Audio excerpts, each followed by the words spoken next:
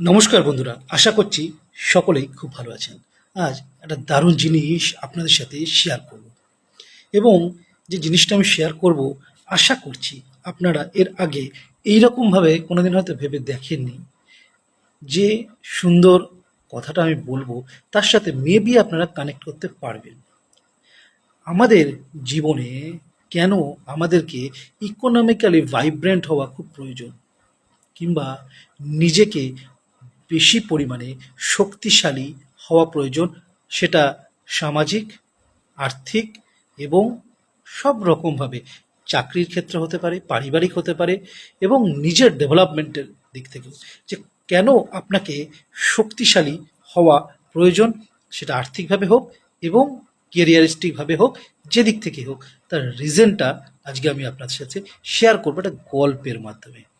আচ্ছা, আপনারা তো দেখেছেন বা জানেন যে বলি যখন হয়, যখন বলি চড়ানো হয় বা কুরবানি হয়, আরেকটা জিনিস আপনাদেরকে বলি এই কথাটা বলার আগে, এই কথাটার সাথে কোনোভাবে কোনো রিলিজিয়াস ব্যাপার কানেক্ট করবেন না please. Just take it as a example.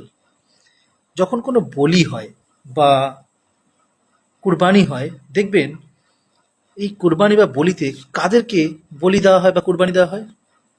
ছাগল, গরু, মোষ, উট, ভেড়া, এই ধরনের জন্তুদেরকে বলি দেওয়া হয় বা কুরবানি দেওয়া হয়, তাই তো?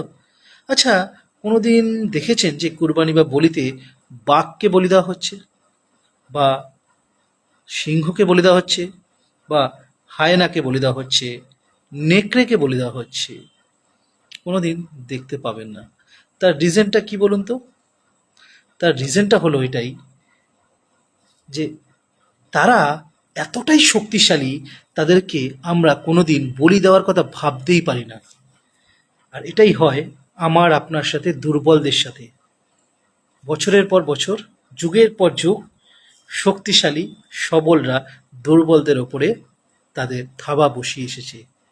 আর আপনি যতদিন দুর্বল থাকবেন, আপনার উপরেও কিন্তু ঠিক এইভাবে কোরবানি বা বলি নেমে আসবে। আমরা কোনোদিন ভাবতে পারি বাঘ বা সিংহকে বলি দেব? ভাবতে পারি না। আমরা ওই ছাগল কিংবা গরু, যারা দুর্বল, তাদেরকে বলি দিই। আর আপনাকেও এই কারণেই শক্তিশালী হতে হবে, যাতে আপনাকে কেউ বলি না দিতে পারে বা কুরবানি না দিতে পারে। এবার আপনার বলি বা কুরবানি মানে কিন্তু আপনাকে বলি চড়ানো নয়। আপনার বলি বা কুরবানি মানে হচ্ছে, ধরুন আপনার আজকে ইচ্ছে করলো দুর্দান্ত একটা 5 স্টার রেস্টুরেন্টে গিয়ে পরিবারকে নিয়ে খেতে যাবেন, কিন্তু আপনার পকেট আপনাকে অ্যালাউ করলো না। দিস ইজ আ কুরবানি অ্যান্ড বলি ফর ইউ। আপনার ইচ্ছে হলো আজকে দুর্দান্ত একটা দামি পিটার ইংল্যান্ডের শার্ট কিনবেন, বাট আপনার পকেট আপনাকে অ্যালাউ করলো না। দিস ইজ কুরবানি ফর ইউ। আপনার বাচ্চা একটা দারুণ কোনো গিফট বা খেলনা আপনার কাছে চাইলো, বাট আপনার সামর্থ্য আপনাকে অ্যালাউ করলো না। দিস ইজ কুরবানি ফর ইউ। আশা করছি আপনারা বুঝতে পারছেন কি ব্যাপারটা আমি বলতে চাইলাম। তাই জীবনে আর্থিকভাবে সচ্ছল হওয়া এবং নিজের শক্তিশালী হওয়াটা কতটা প্রয়োজন, আশা করছি বুঝতে পারবেন। ধন্যবাদ, ভালো থাকবেন।